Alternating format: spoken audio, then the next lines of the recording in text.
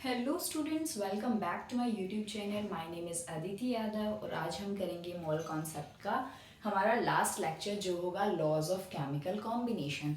तो ये जो हमारे पास जितने भी लॉज हैं मोल कॉन्सेप्ट में, ये हमें बताते हैं कि किस तरह से एलिमेंट्स कंबाइन करते हैं और प्रोडक्ट का फॉर्मेशन करते हैं।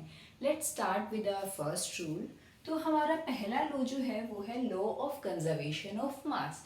जैसे इसका नाम डिनोट कर रहा है, law of conservation of mass, यानी कि मास का कंजर्वेशन, राइट। मीन्स मास को ना तो क्रिएट किया जा सकता है ना ही डिस्ट्रॉय किया जा सकता है। मास हमेशा कंजर्व रहता है और इसे हमें दिया था एंटोइन लोविजियर ने। तो हम स्टार्ट करते हैं, राइट। तो देखो D plus C plus A plus B, ये चारों जो है ये हमारे रिएक्टेंट्स हैं और AB प्लस CD ये इनसे बने हुए प्रोडक्ट्स हैं। तो ये लोग कहता है कि जितना मास इन रिएक्टेंट्स का होगा, इनके सम वो इक्वल हो जाएगा सम ऑफ मास ऑफ प्रोडक्ट्स के। मतलब ABCD इन चारों के मास को अगर मैं कंबाइन कर दूं, इन चारों के मास को अगर मैं जोड़ दूं, टोटल कर दूं, तो वो मास इक्वल हो जाएगा मेरे AB प्लस CD के मास के। यानी कि जितना मास रिएक्टेंट साइड में होगा, टोटल मास जितना रिएक्टेंट साइड में होगा उतना ही इक्वल मास हमारा प्रोडक्ट्स का होगा, राइट। तो mass can never be created nor be destroyed. अब एक और एग्जांपल से देखते हैं अच्छे से। Carbon plus O2 give rise to CO2। Carbon का मास हमें पता है, कार्बन का एटॉमिक मास होता है हमारा 12। ऑक्सीजन, एक ऑक्सीजन का मास होता है 16। हमारे पास O2 है, 2 ऑक्सीजन। इट मीन 16 मल्टीप्लाई 2 कितना हो जाएगा, 32। CO2 का ये फॉर्मेशन कर रहे हैं मिलके। तो CO2 हमारा प्रोडक्ट है। कार्बन का 12, ऑक्सीजन, एक ऑक्सीजन का 16, 2 ऑक्सीजन है यहाँ पे, 16 मल्टीप्लाई 2, तो ये टोटल बन जाएगा 44। सिमिलरली अगर मैं कार्बन और ऑक्सीजन का भी कंबाइन कर दूं तो ये हो जाएगा मेरा 44। तो रिएक्टेंट का मास जो आया टोटल वो भी 44 है और प्रोडक्ट का मास जो आया टोटल वो भी 44 है। इट मीन्स ना ही तो मास कहीं पे एज अ एनर्जी रिलीज हुआ, कुछ भी नहीं हुआ, राइट। अब देखो, अब हम बात करते हैं हमारा 1.5 ग्राम ऑफ C2H6, यानी कि C2H6 क्या है हमारा, ethane, right. On complete combustion gives 4.4 gram of CO2 and 2.7 gram of water. Show it obeys law of conservation of mass. ये क्वेश्चन क्या कह रहा है, हमें 1.5 ग्राम जो है वो C2H6 है हमारे पास, जो कि कंप्लीटली कंबशन हो चुका है उसका। यानी कि कंप्लीट कंबशन का मतलब कंबशन किसकी प्रेजेंस में होता है, ऑक्सीजन की प्रेजेंस में। इसीलिए हमें क्वेश्चन में तो गिवन नहीं है कि यहाँ ऑक्सीजन प्रेजेंट है, लेकिन आपको पता होना चाहिए अगर वो बोल रहा है कि कंप्लीट कंबशन हो रहा है तो हमारे पास वहाँ ऑक्सीजन होगा रिएक्टेंट साइड पे, राइट। तो उससे क्या बन रहे हैं हमारे 4.4 ग्राम CO2 बन रहा है और 2.7 ग्राम हमारे पास वाटर बन रहा है। तो हमें शो करना है कि ये जो पूरी रिएक्शन है, ये कंप्लीट कंबशन जो है वो लॉ ऑफ कंजर्वेशन ऑफ मास को ओबे करता है, यानी कि फॉलो करता है या नहीं करता है। देखो हमारी रिएक्शन बनेगी C2H6 का कंप्लीट कंबशन, यानी C2H6 इथेन प्लस O2 क्या बने, CO2 प्लस वाटर, राइट। अब ये रिएक्शन जो है वो बैलेंस्ड नहीं थी। अब इसे बैलेंस्ड करने के लिए ये स्टोइचियोमेट्रिक कोफिशिएंट्स का यूज किया। इन्हें स्टोइचियोमेट्रिक कोफिशिएंट्स बोलते हैं, 2, 7, 4, 6, ये सब होते हैं हमारे स्टोइचियोमेट्रिक कोफिशिएंट्स। और इसके बारे में जानना है तो हमारे प्रीवियस लेक्चर्स जरूर देखें, राइट। तो देखो अब हमारे पास कोई भी आपके पास अगर रिएक्शन हो, उसमें कुछ भी इगड़म तिगड़म करने से पहले दिमाग में बिठा लो कि वो रिएक्शन को बैलेंस करना सबसे ज्यादा जरूरी है। अगर आपकी रिएक्शन बैलेंस्ड है तो आप उससे कुछ भी फाइंड आउट कर सकते हो, लेकिन अगर रिएक्शन बैलेंस नहीं है और आप कुछ फाइंड आउट करने लगे तो आंसर आपका हमेशा गलत आएगा। सो प्लीज पहले चेक करें कि रिएक्शन बैलेंस्ड है या नहीं है। देखो यहाँ हमारे पास 4 कार्बन, 2 मल्टीप्लाई 2, तो 4 कार्बन यहाँ हो गए। 6 2 जा 12, 12 हाइड्रोजन, यहाँ पे 6 2 12 हाइड्रोजन, यहाँ पे 7 2 जा 14 ऑक्सीजन, यहाँ 6 ऑक्सीजन यहाँ, और 4 2 जा 8 प्लस 6 14 ऑक्सीजन।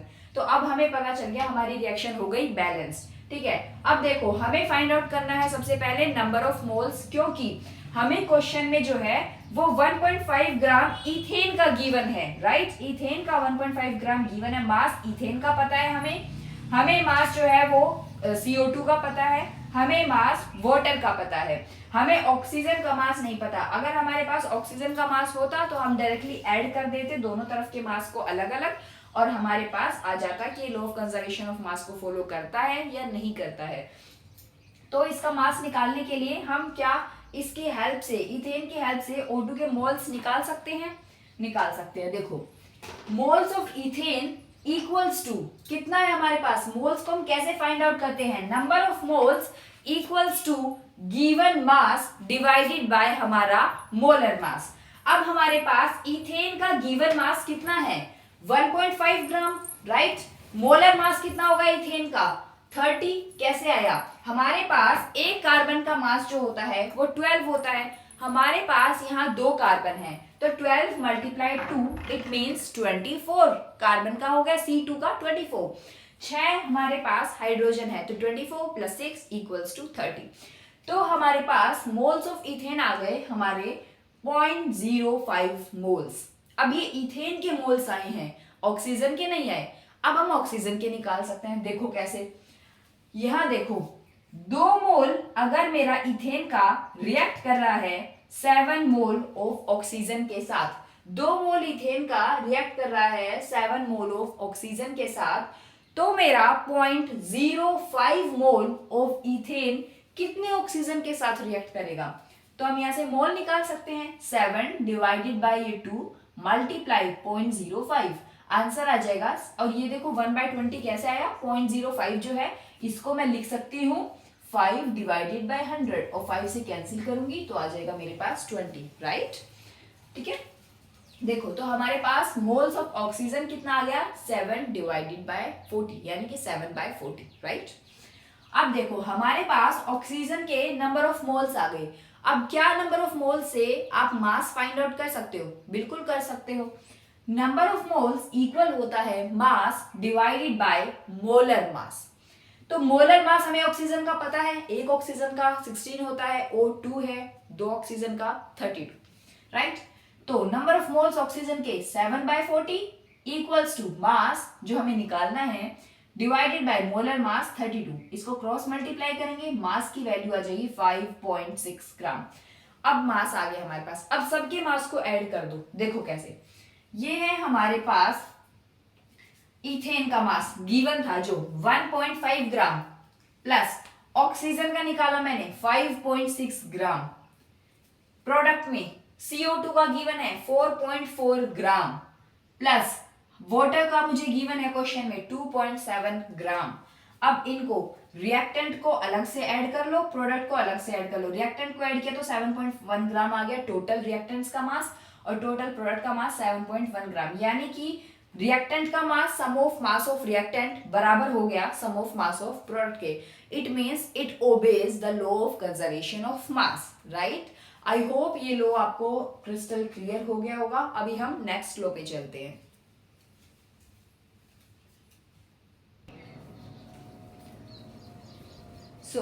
हमारा सेकेंड लॉ है law of definite proportion, right. तो देखो ये लॉ क्या कहता है, a chemical compound no matter from which source it has been obtained, it will contain the same elements combined together in same fixed proportion by mass। देखो समझते हैं क्या कहता है, ये कहता है कि कोई भी केमिकल कंपाउंड, ये मैटर नहीं करता कि उसका सोर्स क्या है, जहां से उसे निकाला गया है उसके अंदर एलिमेंट्स का जो प्रोपोर्शन होगा वो फिक्स्ड होगा, राइट। देखो जैसे हम बात करते हैं वाटर की, वाटर का हमें पता है कि वाटर क्या होता है H2O, राइट। H2O होता है इसका। अब अगर आपने वो वाटर सी वाटर लिया है, समुद्र से लिया है वो पानी, या आपने घर के टैप से लिया है, या फिर आपने बारिश का पानी लिया है, रेन वाटर लिया है। अब ये तो है नहीं कि सी वाटर से लिया है तो H2O है, टैप वाटर से लिया है तो उसका कुछ और कंपोजिशन हो जाए, कुछ और फॉर्मूला हो जाएगा, ऐसा नहीं है। वाटर तो वाटर है H2O। तो इसी का मतलब क्या है कि ये केमिकल कंपाउंड यानी कि वाटर, यहाँ एग्जांपल ले ले वाटर का, केमिकल कंपाउंड यानी कि water, no matter from which source it has been obtained, ये मैटर नहीं करता कि वो सी से लिया है, वो टैप से लिया है या फिर वो रेन वाटर लिया है. It will contain the same elements combined together in same fix proportion by mass. इसके अंदर सेम एलिमेंट्स होंगे जिनको कंबाइन किया गया और सेम फिक्स प्रोपोर्शन में कंबाइन किया गया है. राइट देखो इसमें भी H2O है. अब देखो हाइड्रोजन इसमें कितने हैं, H और O का रेशियो देखते हैं. दो ही तो एलिमेंट्स हैं यहाँ पे, हाइड्रोजन और ऑक्सीजन. तो H हाइड्रोजन कितने यहाँ पे H2, एक हाइड्रोजन का मास 1, दो हाइड्रोजन का 2, तो 2. एक ऑक्सीजन का मास 16, तो यहाँ पे एक ही ऑक्सीजन है. तो कितना हो जाएगा 1:8, सिंपलेस्ट रेशियो में निकालना है. राइट टैप वाटर सिमिलरली वही H2O 1:8, सिमिलरली रेन वाटर का 1:8. तो इसका मतलब सबका रेशियो फिक्स आया, लेकिन वो मैटर नहीं किया कि हमने सी वाटर लिया है, हमने टैप वाटर लिया है या फिर हमने रेन वाटर लिया है. आई होप ये वाला लो की जो ये डेफिनेशन थी आपको क्लियर हो गई. अब देखो एक क्वेश्चन और देखते हैं, आपको और अच्छे से क्लियर होगा. कोई एक्सपेरिमेंट कंडक्ट किया है जिसमें 0.243 ग्राम मैग्नीशियम है. जब वो बर्न हो जाता है, अब बर्न होगा यानी कि बर्न होगा विद ऑक्सीजन, वो क्या देता है 0.403 gram of magnesium oxide MgO. यानी कि रिएक्टेंट साइड में हमारे रिएक्टेंट जो एलिमेंट्स हैं वो क्या हो गए, मैग्नीशियम और ऑक्सीजन, और वो मिलके क्या बना रहे हैं, मैग्नीशियम ऑक्साइड. एक दूसरा एक्सपेरिमेंट है, in another experiment 0.182 gram of magnesium को बर्न किया गया, यानी कि इनका मास डिफर कर दिया, बर्न किया गया विद ऑक्सीजन, जिससे 0.302 ग्राम मैग्नीशियम ऑक्साइड मिला. यानी कि दो अलग अलग एक्सपेरिमेंट कंडक्ट किए गए, इनमें एलिमेंट सेम है, रिएक्टेंट सेम है, प्रोडक्ट सेम बन रहा है, लेकिन उनका मास डिफर कर रहा है. राइट अब इसमें देखो हमें बताना है कि ये लॉ ऑफ डेफिनेट प्रोपोर्शन को ओबे करता है या नहीं करता है. देखो फर्स्ट एक्सपेरिमेंट में हमारे पास रिएक्शन तो ये बनेगी मैग्नीशियम प्लस O2, और इसको जब बैलेंस करेंगे तो हमारे पास ये बन जाएगा 2MgO. राइट देखो मैग्नीशियम गिवन हमारा मास है, गिवन मास मैग्नीशियम का है 0.243, लेकिन हमें तो यहाँ पे कंपेयर किसका मास करना है, एलिमेंट्स के मास को कंपेयर करना है. एलिमेंट्स वो रिएक्टेंट्स के मास को कंपेयर करना है, ना कि प्रोडक्ट के. तो आपको यहाँ पे एक ही रिएक्टेंट का मास पता है जो कि है मैग्नीशियम, दूसरा तो हमें प्रोडक्ट का मास पता है जो कि है मैग्नीशियम ऑक्साइड. तो क्या मैं मैग्नीशियम ऑक्साइड से को माइनस, मैग्नीशियम ऑक्साइड में से अगर मैं मैग्नीशियम को माइनस कर दूं तो क्या मेरे पास ऑक्सीजन का मास आ जाएगा, बिल्कुल आ जाएगा. मैग्नीशियम ऑक्साइड पहले एक्सपेरिमेंट में गिवन है 0.403 ग्राम बनी है, उसमें से अगर मैं मैग्नीशियम को माइनस कर दूं 0.243 को, तो मेरे पास ऑक्सीजन आ जाएगा 0.160 ग्राम. राइट सिमिलरली अब देखो, अब हमें निकालना है रेशियो, किसका रेशियो, रिएक्टेंट्स का रेशियो, जिन उन एलिमेंट्स का रेशियो जिनसे प्रोडक्ट मिलके बना है. तो रिएक्टेंट्स ही बना होता है प्रोडक्ट. तो रेशियो किसका निकालना है, मैग्नीशियम और ऑक्सीजन का. तो मैग्नीशियम का ग्राम कितना ग्राम मैग्नीशियम का मास है 0.243 ग्राम, डिवाइडेड बाय ऑक्सीजन का अभी हमने फाइंड आउट किया 0.160 ग्राम. जब इसको मैं सिंपलर रेशियो में लिखूंगी तो मेरे पास आ जाएगा 3/2. राइट इसका आ गया. अब नेक्स्ट देखो एक्सपेरिमेंट 2. एक्सपेरिमेंट 2 में मैंने दूसरा एक्सपेरिमेंट किया था जिसमें मैग्नीशियम कितना लिया था मास 0.182 ग्राम, और उससे कितना यील्ड हुआ था, कितना मैग्नीशियम ऑक्साइड बना था 0.302 ग्राम. राइट सो क्या हम फाइंड आउट कर सकते हैं ऑक्सीजन का मास कितना होगा, ऑब्वियसली वी कैन. अगर हम मैग्नीशियम ऑक्साइड में से माइनस कर दें मैग्नीशियम को, तो हमारे पास ऑक्सीजन का मास आ जाएगा, that is 0.302 gram magnesium oxide में से मैंने माइनस कर दिया 0.182 ग्राम मैग्नीशियम को, सो हमें मिला 0.120 ग्राम ऑक्सीजन का. अब इसका भी रेशियो निकाल के देख लो. अगर ये दोनों एक्सपेरिमेंट के रेशियो सेम आ रहे हैं, क्योंकि इसमें एलिमेंट्स रिएक्टेंट भी सेम है, प्रोडक्ट भी सेम बन रहा है, अगर इन दोनों के रेशियो सेम है, इट मीन्स वो लॉ ऑफ डेफिनेट प्रोपोर्शन को फॉलो कर रहा है. राइट सो मैग्नीशियम ऑक्साइड, अब देखो मैग्नीशियम का कितना है 0.182 ग्राम, ऑक्सीजन का निकाला 0.120 ग्राम, तो हमारे पास कितना आ जाएगा 3/2. राइट इसका रेशियो आ जाएगा 3/2. तो नो मैटर कि आपने मैग्नीशियम ऑक्साइड को बना, कितना मैग्नीशियम ऑक्साइड बना है, डिफर हुआ है हमारा मैग्नीशियम का मास, हमने पहले एक्सपेरिमेंट 0.243 लिया, दूसरे में हमने लिया 0.182। तो ये मैटर नहीं करता कि हमने मैग्नीशियम का कितना मास लिया है, हमारा कितना मैग्नीशियम ऑक्साइड बना है, कितना ऑक्सीजन कंज्यूम हुआ है उसमें बर्न करने में, कंबस्ट करने में, ये मैटर नहीं करता। फाइनली हमारी रेशियो दोनों एक्सपेरिमेंट्स की सेम आ रही है, it means law of definite proportion ये फॉलो करता है। आई होप ये वाला लॉ भी आपको क्लियर हो गया होगा। अभी हम करेंगे अपना third law.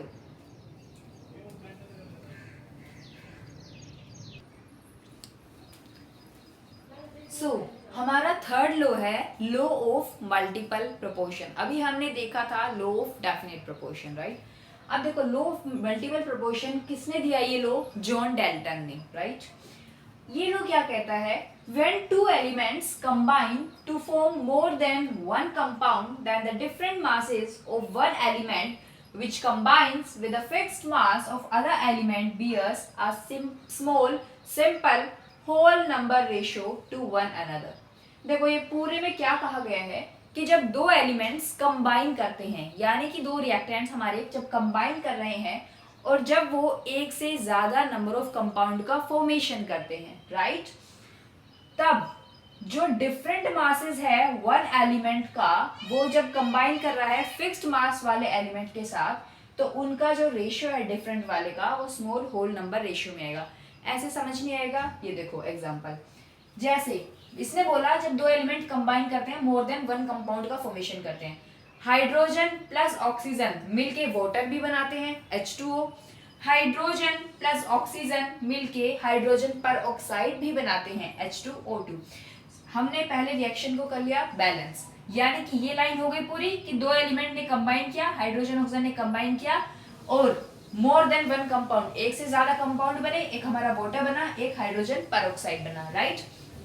Next, then the different masses of one element which combines with fixed mass of other element. तो डिफरेंट मास किसका है यहाँ पे, देखो हाइड्रोजन और ऑक्सीजन का लेते हैं, यहाँ H2O यानी कि H2, एक ऑक्सीजन का मास 1, दो ऑक्सीजन का 2, एक ऑक्सीजन है हमारे पास यहाँ, तो ऑक्सीजन का मास 16, यहाँ पे दो हाइड्रोजन और दो ऑक्सीजन है, तो यानी कि दो हाइड्रोजन का मास 2, दो ऑक्सीजन का, एक ऑक्सीजन का होता है 16, तो दो का 32, यानी कि बोल रहा है कि जो डिफरेंट मासेस है एलिमेंट के, यानी कि ऑक्सीजन का मास यहाँ डिफर कर रहा है ऑक्सीजन का मास, जो कंबाइन कर रहा है फिक्स्ड मास एलिमेंट के। अब इनमें फिक्स्ड मास किसका है, हाइड्रोजन का। हाइड्रोजन यहाँ भी 2 है जब वो वाटर का फॉर्मेशन कर रहा है, जब वो पेरोक्साइड बना रहा है तब भी उसका मास 2 ही है, 2 है। तो जो डिफरेंट मासेस वाले हैं, जब मैं इनकी रेशियो करूंगी तो वो एक simple small whole number ratio आएगा। अब देखो यहाँ ऑक्सीजन है हमारे पास, ये देखो लिखा हुआ डिफरेंट मासेस ऑफ ऑक्सीजन, एक में 16 ग्राम है ऑक्सीजन, एक में 32 ग्राम है ऑक्सीजन।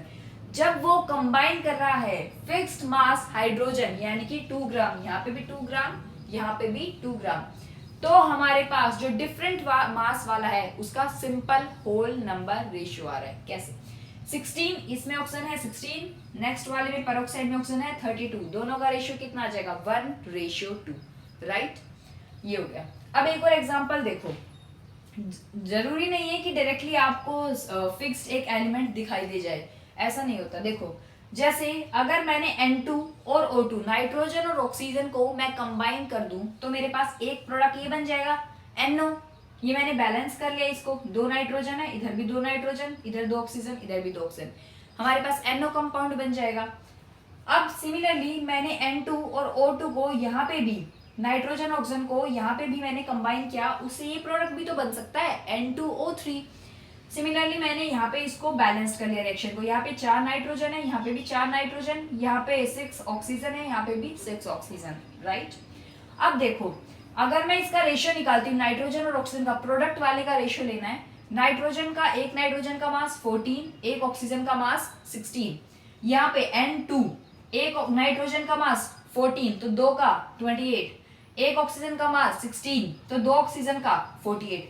अब देखो इसमें कोई फिक्स दिखाई दे रहा है आपको, कुछ भी फिक्स नहीं दिखाई दे रहा। जैसे इसमें हाइड्रोजन का मास फिक्स था, सिर्फ ऑक्सीजन डिफर कर रही थी, तो हमने डायरेक्टली निकाल लिया कि ऑक्सीजन की रेशियो 16 और 32 की, लेकिन यहाँ तो कुछ भी सेम नहीं है।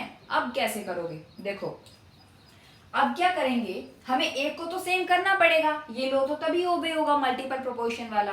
तो सेम करने के लिए ये जो 14:16 है, इसको अगर मैं मल्टीप्लाई कर दूं 2 से, तो क्या मेरा नाइट्रोजन फिक्स हो जाएगा यहाँ पे? 14 मल्टीप्लाई 2, नाइट्रोजन कितना आ जाएगा? 28, रेशो 16 मल्टीप्लाई 2, 32। अब देखो, अब मेरा दोनों में NO में और N2O3 में कोई चीज फिक्स दिखाई दे रही है आपको? Common, nitrogen.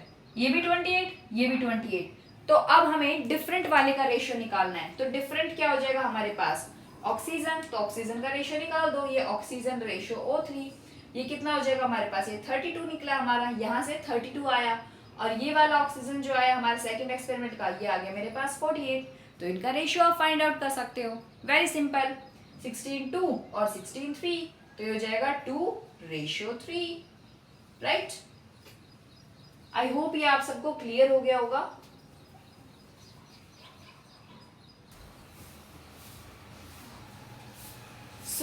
हमारा नेक्स्ट लो है लो ऑफ रेसिप्रोकल प्रोपोर्शन। देखो, ये लो रेसिप्रोकल प्रोपोर्शन और इससे पहले वाला जो लो हमने किया, लो ऑफ मल्टीपल प्रोपोर्शन, इनमें डिफरेंस क्या है? लो ऑफ मल्टीपल प्रोपोर्शन में हमारे पास सिर्फ 2 एलिमेंट्स होते हैं। जब बात हो रही होगी 2 एलिमेंट्स की, तो हम बात करेंगे लो ऑफ मल्टीपल प्रोपोर्शन की। लेकिन जब हमारे पास बात हो रही होगी 3 एलिमेंट्स की, तो हम बोलेंगे वहां पे कि लो ऑफ रेसिप्रोकल प्रोपोर्शन हम देखेंगे वहां पे ओबे हो रहा है या नहीं हो रहा, राइट। अब देखो, ये क्या है? ये लो, when 2 elements combine separately with a fixed mass of third element. देखो, ये बोल रहा है कि 2 एलिमेंट सेपरेटली, 2 अलग अलग एलिमेंट है, जब एक फिक्स्ड मास के एलिमेंट के साथ कंबाइन करते हैं। जैसे कि एक लिया हमने 2 एलिमेंट सेपरेट लिए, एक सल्फर एक ऑक्सीजन, इसने फिक्स्ड मास के थर्ड एलिमेंट के साथ कंबाइन किया, यानी कि इन दोनों ने जो है रिएक्ट किया हाइड्रोजन के साथ, राइट। तो हमारे पास प्रोडक्ट बनेगा, जब सल्फर हाइड्रोजन के साथ रिएक्ट करेगा तो हमारा प्रोडक्ट बना H2S। जब ऑक्सीजन हाइड्रोजन के साथ रिएक्ट करेगा तो हमारा बना H2O यानी वाटर, राइट। अब देखो, then the ratio of masses in which they do so bears a small number ratio to the ratio of masses in which they themselves combine। इसका मतलब ये बोल रहा है कि जब 2 अलग अलग एलिमेंट सल्फर और ऑक्सीजन जब एक फिक्स्ड मास वाले थर्ड एलिमेंट यानी हाइड्रोजन के साथ कंबाइन बनाएंगे तो हमारे पास ये 2 डिफरेंट कंपाउंड्स का फॉर्मेशन हो गया। अब जो हमारे डिफरेंट एलिमेंट्स थे सल्फर और ऑक्सीजन का, इनकी रेशियो जब इन्होंने 2 कंपाउंड बनाए, उनमें इनकी रेशियो को हमें कंपेयर करना है। किससे कंपेयर करना है? जब ये 2 डिफरेंट एलिमेंट एक दूसरे से रिएक्ट करके एक थर्ड कंपाउंड बनाएंगे, उससे हमें इसकी रेशियो को कंपेयर करना है। देखो, सल्फर और ऑक्सीजन का रिएक्शन हुआ हाइड्रोजन के साथ। सल्फर जब हाइड्रोजन के साथ रिएक्ट करेगा तो बनेगा H2S, यानी कि हमारे पास H2 हाइड्रोजन 2 है तो 2, मास सल्फर का होता है, एक सल्फर है 32, 2:32। वाटर का लेते हैं H2O, हाइड्रोजन 2 है हमारा मास, ऑक्सीजन एक ऑक्सीजन है, एक ऑक्सीजन का मास होता है 16। तो फिक्स हो गया, हाइड्रोजन फिक्स है, हाइड्रोजन फिक्स है। डिफर क्या कर रहा है? सल्फर और ऑक्सीजन। तो इनका मास निकालते हैं। इसने बोला है ratio of masses of sulphur and oxygen combines with a fixed मास, किसका? हाइड्रोजन। तो इनकी रेशियो आ जाएगी सल्फर और ऑक्सीजन की, सल्फर 32 है, ऑक्सीजन 16 है, 2:1। इस इक्वेशन को मैंने मान लिया, इस आंसर को x है, राइट। अब नेक्स्ट बोला इसने जब वो आपस में कंबाइन करेंगे वो 2 डिफरेंट एलिमेंट, तो ratio of masses in which sulphur and oxygen combine themselves, खुद से जब कंबाइन होंगे, तो सल्फर जब ऑक्सीजन के साथ रिएक्ट करेगा तो हमारा प्रोडक्ट बनेगा SO2, राइट। तो SO2 में हमारे पास क्या आ जाएगा? यहाँ पे O2 आएगा, ओके। तो सल्फर, एक सल्फर का मास होता है 32, एक ऑक्सीजन का 16, O2 है यहाँ पर, तो 32। हम इसको देखते हैं, राइट, जो प्रोडक्ट बना है।